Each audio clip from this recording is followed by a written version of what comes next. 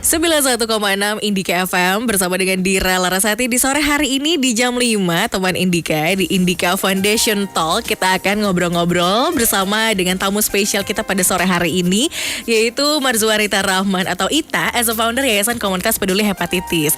Dimana kan tanggal 28 Juli lalu ya, minggu lalu nih, bertepatan dengan Hari Hepatitis Sedunia. Malah kita akan ngobrol-ngobrol lebih dalam lagi tentang edukasi hepatitis ini. Makanya Ibu Ita di sini. Apa kabar? Alhamdulillah baik. Baik ya, Ibu Ita udah datang dari jam 4 loh teman Indika. Kita udah ngobrol banyak banget. Aku sampai kayak oh ya, kita perlu sih untuk men-sounding ini, dimana banyak banget orang kurang aware atau mungkin dikit informasinya terutama tentang hepatitis. Nah, Mbak Ita mungkin boleh kali ya kasih tahu, hepatitis ini kan merupakan penyebab kematian kedua terbesar setelah kanker di Indonesia. Boleh diceritain sendiri nggak sih secara singkat di mana latar belakang didirikannya komunitas peduli hepatitis? Bismillahirrahmanirrahim. Assalamualaikum warahmatullahi wabarakatuh. Saya senang banget pada akhirnya KPH bisa mengudara, karena itu salah satu mimpi KPH, kita bisa siaran di radio supaya lebih banyak masyarakat yang bisa mendengar informasi tentang hepatitis. Oke. KPH itu berdiri 2011 dengan latar belakang kebetulan almarhum suami saya meninggal karena sirosis. Satu lagi bersama Bu Erla, suaminya meninggal karena kanker hati. Pada saat itu kami sangat-sangat merasakan kurangnya informasi tentang hepatitis. Bagaimana kepanikan kami mencari pengobatan, mencari biaya, itu benar-benar bikin shock banget. Dan saya berhubung menanganin almarhum suami itu hampir 4 tahun. Dan itu membutuhkan biaya subhanallah sangat-sangat banyak banget. Saya habis-habisan sampai kehilangan satu rumah, satu-satunya rumah. Dari situ saya belajar, bukan belajar, sebenarnya saya ingin orang lain tidak merasakan apa yang kita rasakan. Kebetulan juga memang saya berhubungan banyak dengan para ahlinya, jadi jadi kita sering ngadain seminar-seminar, kita undang para masyarakat awam. Kami lebih interest ke masyarakat awam. Supaya masyarakat bisa lebih teredukasi tentang hepatitis itu apa sih, gitu kan. Supaya mengetahui gitu, kalau mungkin sebelum muncul gejala, pengetahuan secara dini itu jauh lebih baik untuk diobati. Selain jadi wadah untuk para penderita hepatitis di Indonesia, apalagi nih jadi tujuan utama didirikannya komunitas peduli hepatitis? Intinya memang kami ingin memberikan edukasi buat masyarakat Indonesia. Kebetulan KPH memang memiliki banyak medsos juga. Kami mengumpulkan pasien seluruh Indonesia. Kami berusaha mengedukasi, karena mengedukasi itu penting. Kapan pasien harus mulai terapi, bagaimana pasien harus terapi, bagaimana pasien menghadapi kondisi-kondisi tertentu, bagaimana mereka harus melakukan screening, bagaimana menghadapi keluarga segala macamnya. Itu tujuan kami. Kebetulan juga memang stigma masyarakat awam itu kan masih banyak banget yang negatif. Betul. Termasuk diskriminasi di lapangan kerja. Bahkan sekarang ada beberapa sekolah yang mensyaratkan bebas hepatitis.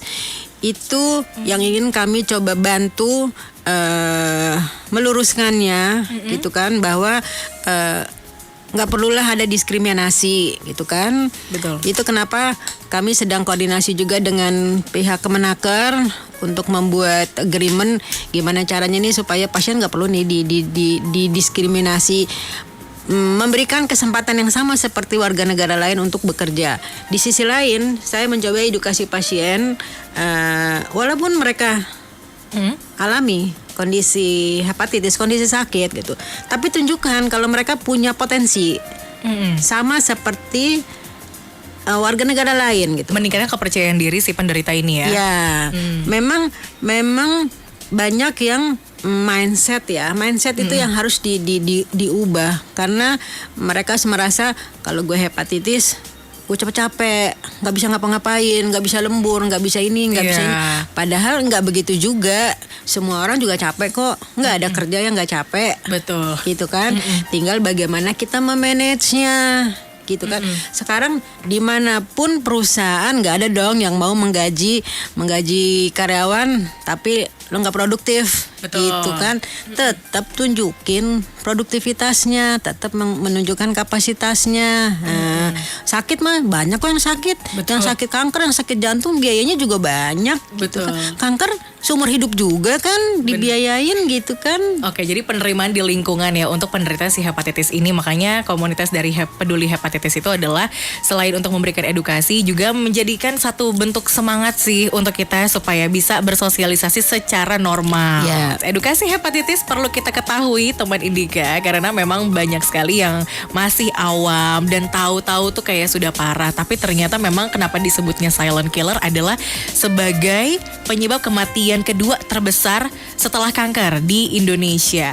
Nah, Bu Ita, akhirnya dinamakan silent killer karena banyak masyarakat yang akhirnya juga nggak sadar, nggak paham juga, yang ngebuat tiba-tiba tahu-tahu kondisinya udah parah, tahu-tahu udah divonis. Nah, mungkin boleh dikasih tahu nggak sih sebenarnya jenisnya seperti apa, sebabnya seperti apa, terus gejalanya seperti apa sih hepatitis ini? Hepatitis memang sering dikatakan silent killer karena memang sering kali tanpa gejala akan muncul justru di kondisi sudah cukup parah, di kondisi sudah sirosis. Itu gejala yang muncul itu di kondisi sirosis itu dia bisa mual, dia muntah darah, dia perutnya bengkak. Atau dia biasanya itu gatal-gatal, perutnya buncit, kakinya bengkak. Oke.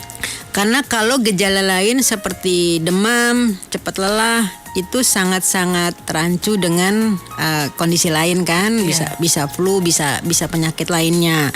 Jadi seringkali masyarakat nggak sadar itu kenapa, gitu kan? Oke.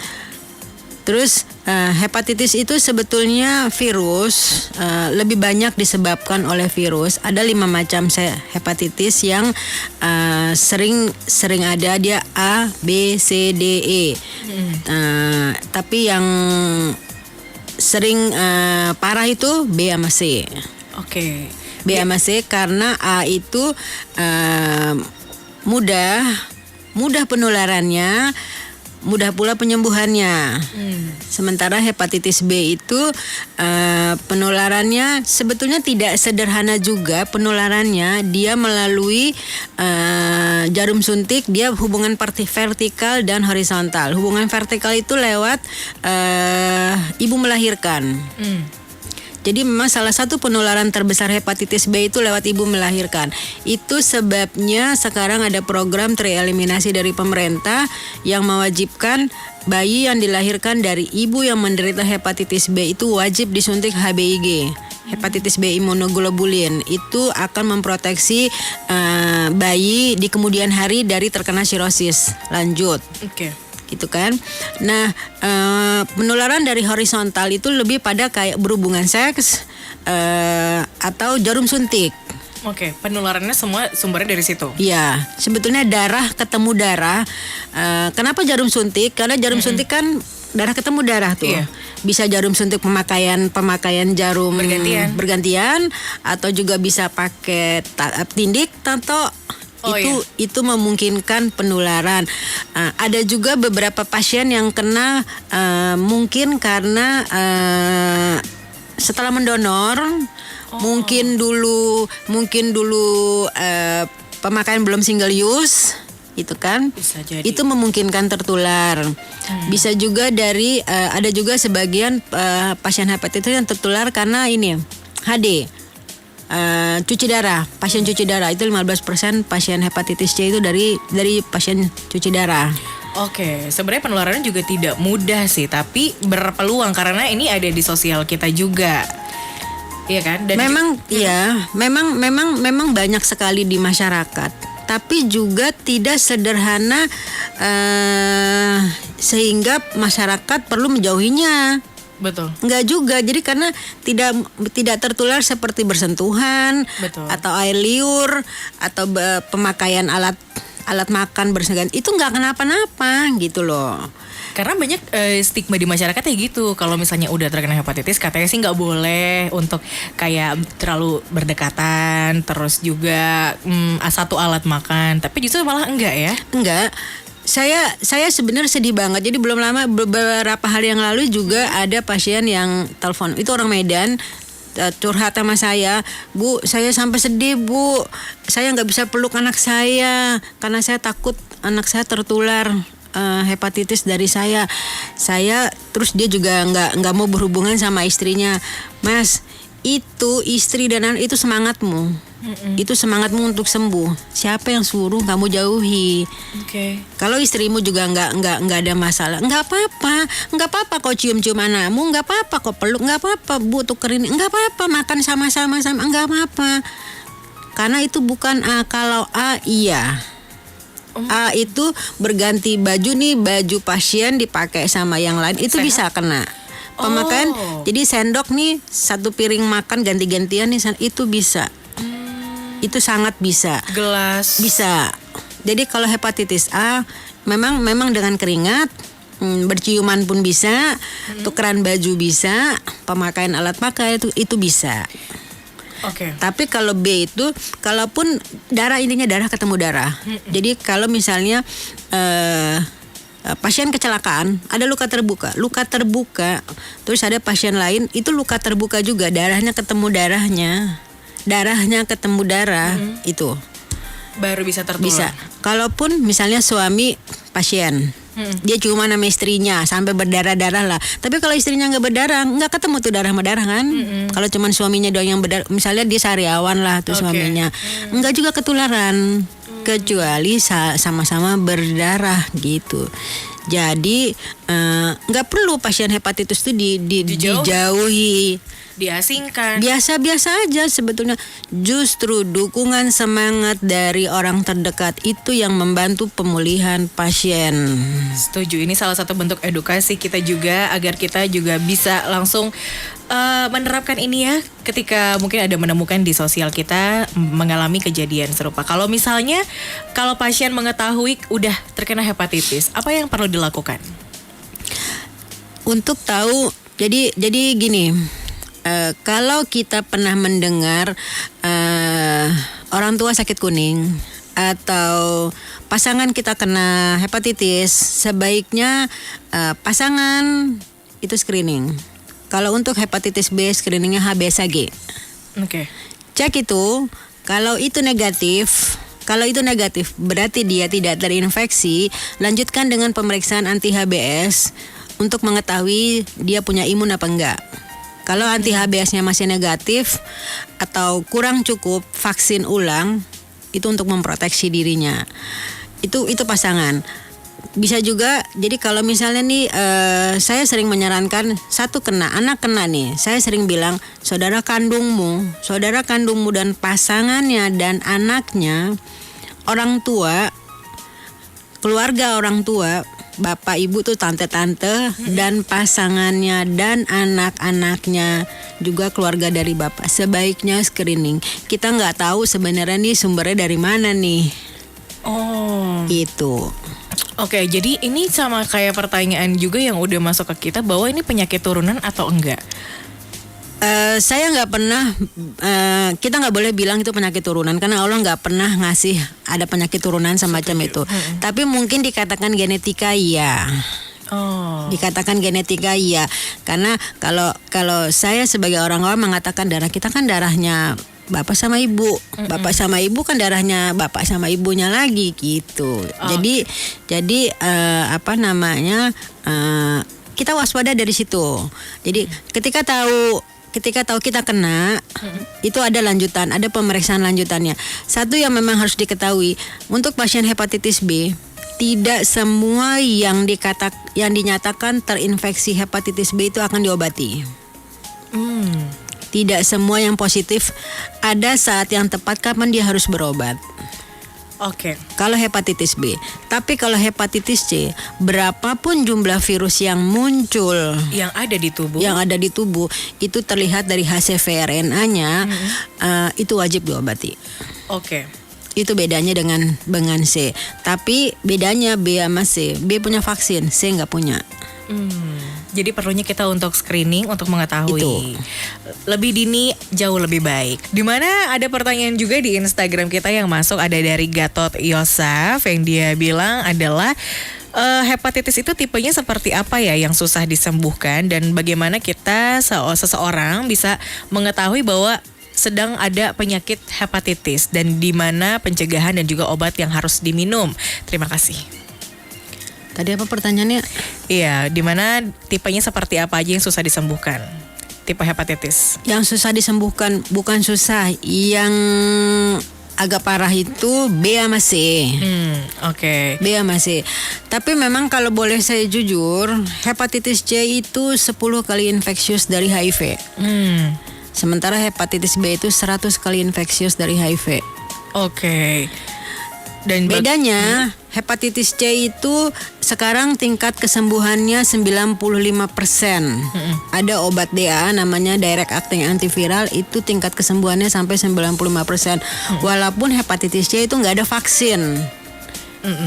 Hepatitis B itu ada vaksin, kelebihannya ada vaksin. Memang obat yang ada sekarang baru di sekitar 70-80% kesembuhannya. Kalau hepatitis C itu jelas pengobatannya, kalau dia sirosis 6 bulan, non sirosis 3 bulan. Sementara hepatitis B itu nggak jelas. Bisa setahun 2 tahun, tapi bukan berarti nggak bisa sembuh, bukan. Banyak juga yang sembuh. Itu dia perlunya deteksi dini, karena semakin awal diketahui seseorang terinfeksi hepatitis, itu semakin mudah disembuhkan. Oke, semakin dini mengetahui ya. Lalu di mana kalau adakah dampak yang ditimbulkan kalau belum waktunya terapi tapi udah mulai melakukan terapi? Mungkin baru dia mengetahui nih, oh iya terkena gitu kan. Terus akhirnya udah. Memang biasa pasien tuh panik begitu tahu hepatitis, karena takut virusnya makin berkembang. Iya. Juga karena keinginan untuk segera sembuh, karena pengen kerja. Betul. Karena alasannya kalau dengan status hepatitis positif seringkali jadi kendala untuk kerja. Betul. Diibaratkan tuh seperti ini. Para hepatolog tuh sering mengatakan pada saya tuh, ibaratnya gini, kita di dalam rumah banyak tikus gitu kan, banyak tikus. Terus apa yang kita lakukan? Kita tembak tuh tikus-tikus gitu kan, kita pasang alat macam-macam gitu kan. Tikusnya ngapain? Ngumpet. Gitu kan, kita memborbardir itu tikusnya ngumpet. Begitu kita kehabisan peluru, tikus keluar dengan apa? Beranak pinak. Nah, seperti itulah kalau hepatitis diobati sebelum waktunya, hepatitis B ya, sebelum waktunya. Jadi jangan hanya berambisi, itu banyak di masyarakat saking kepengennya OTPT-nya dinaikin, SGOT, SPT, gimana caranya bisa naik supaya bisa segera mulai terapi, berbagai cara lah diminta-minta sama dokter. Sebetulnya itu yang perlu masyarakat tahu, bisa sembuh kok tanpa pengobatan tuh bisa sembuh. Jadi di tahap awal ketika virusnya juga masih awal-awal masih sedikit, itu banyak kejadian pasien yang terapi dengan temulawak dan daun sukun. Atau mungkin kalau di beberapa daerah tuh ada pakai meniran, adalah masing-masing daerah tuh punya herbal masing-masing. Itu masih sangat mungkin sembuh. Oke. Tapi memang di tahap awal, di tahap kronis, di tahap belum ada komplikasi ke sirosis. Itu yang dihindari ya. Tapi bukan berarti juga ketika udah kena sirosis tuh terus selesai. Life lo bakal selesai di situ. Enggak juga gitu. Sekarang harus dipisahin, kematian tuh bakal datang pada siapapun. Oke. Bukan karena pasien hepatitis. Bukan karena pasien jantung, semua pasti kena. Semua pasti dapatkan kematian itu. Tapi bagaimana caranya kita bisa mengendalikan sirosis, mengendalikan hepatitis, itu dia dengan cara rajin berobat, rajin controlling, rajin monitoring gitu. Itu pentingnya. Oke, ada penanganan yang berbeda nggak sih kalau mungkin dari pasien hepatitis berdasarkan usia? Mereka usianya itu berapa sih rata-rata untuk di Enggak. Indonesia sendiri? Pasien hepatitis penanganan mau usia berapapun sama. Oh, oke. Tergantung kondisi penyakit, tergantung kondisi penyakitnya aja. Kan dikatakan kematian kedua terbesar nih, ya kan? Nah, lalu berdasarkan usia ada di range berapa paling terbanyak? Di usia produktif. Oke, 30 ke atas. Iya, 30 ke atas. Itu karena telat. Telat Itu karena telat mengetahui. Itu yang sedang kami usaha lakukan dengan memberikan edukasi supaya lebih awal ketahuan, semakin mudah disembuhkan, mengurangi juga tingkat stres. Karena kalau telat ditanganin, pasien stres, keluarga stres, kalaupun pembiayaan dilempar ke BPJS, pemerintah lama-lama juga bisa merugi, gitu kan. Kalau saya sering mengingatkan, kita jangan berharap kita ngandelin BPJS, gitu kan. Kita nggak tahu beberapa tahun ke depan negara berubah, kita nggak tahu, gitu kan. Masih ada BPJS apa enggak, gitu kan. Nah, itulah perlunya dari dini kita tahu supaya kondisi kita nggak terlalu parah. Kalaupun kita akhirnya kena, nggak terlalu parah nih.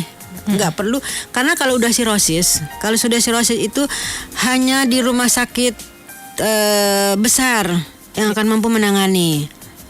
Oke. Mungkin di rumah sakit provinsi itu pun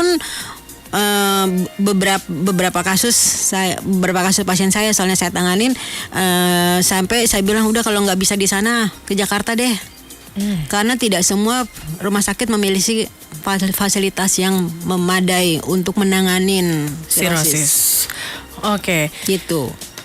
Jadi ini bisa menjadi satu bentuk edukasi yang baru buat kita bahwa untuk screening di awal itu penting, minimal untuk bisa mengetahui supaya penanganannya juga tidak terlalu jauh, ya kan. Jadi kalau misalnya perlu terapi atau tidak, itu juga bisa tahu keputusannya seperti apa. Nah, Bu Ita mungkin boleh kasih tahu kali ya, next activity dari komunitas peduli hepatitis dalam waktu dekat nih akan ada apa? Kebetulan beberapa hari yang lalu kan Hari Hepatitis Sedunia. Kami punya rencana satu, kita mau bikin pemeriksaan fibroscan murah, mungkin sepanjang Agustus atau sepanjang September. Terus yang kedua, kita mau bikin webinar dari kita untuk kita, jadi sharing akbar para pejuang hepatitis kita menyebutnya. Oke. Jadi kita akan mengundang siapapun pejuang hepatitis se-Indonesia. Kita mau bikin fasilitas itu. Terus yang ketiga, kita mau bikin seminar awam lewat webinar juga. Itu ada narasumbernya dari hepatolog, dari rencananya dengan Dr. Irsan, dan dari Kementerian Kesehatan dari Kasubditnya. Itu rencana dalam waktu dekat. Rencana lainnya memang kita akan terus memberikan edukasi ke daerah lain, juga screening untuk pasien-pasien, keluarga pasien. Itu di tanggal berapa, Bu Ita? Kalau webinar dari kita untuk kita itu insya Allah tanggal 23 Agustus. Oke. Nanti flyernya akan ada di medsos KPH. Kalau seminarnya saya belum dapat tanggal persis dari Dr. Irsan, tapi yang pastinya saya mencari hari Sabtu supaya teman-teman pada kondisi hari libur, Sabtu jam 1 siang kalau saya nggak salah. Oh, oke. Nah, mungkin sebagai terakhir nih, mungkin Bu Ita boleh kasih tipsnya untuk teman Indika untuk supaya menjaga hati, kesehatan, supaya terhindar dari hepatitis. Sebetulnya yang perlu dihindari itu bukan dihindari. Kita perlu waspada. Kalau kita pernah dengar ada keluarga atau ada famili yang sakit kuning, yang perutnya buncit, nah mendingan kita screening HBsAg untuk hepatitis B atau screening anti HCV. Itu jauh lebih aman. Sebetulnya pasien hepatitis itu pantangannya hanya, tapi sepertinya ini berlaku buat pasien manapun. Jauhi pengawet, pewarna, junk food, kurangi santan, kurangi garam. Kurangi santan, kurangi garam. Oke, kita karena santan kan memang gak bagus kebanyakan kan. Tapi sepertinya kalau menurut saya kita memang harus kembali pada sunnah Rasulullah aja. Makan secukupnya, halal, baik, toib. Oke, baik, betul sekali. Jadi mungkin buat teman Indika supaya terus menjaga kesehatan, pola dan juga hidup makan tetap harus seimbang. Oke, kalau gitu Ibu Ita terima kasih banyak udah mau mampir ngobrol-ngobrol di sini memberikan kita edukasi seputar hepatitis. Semoga bisa bermanfaat juga untuk teman Indika yang sedang mendengarkan, dan buat teman Indika juga jangan kemana-mana karena Dira masih akan terus menemani sampai tepat nanti di jam 8 malam. Itu dia tadi obrolan kita bersama dengan Marzuarita Rahman atau Ibu Ita as a founder Yayasan Komunitas Peduli Hepatitis. Jangan kemana-mana, stay tune terus di Indika FM.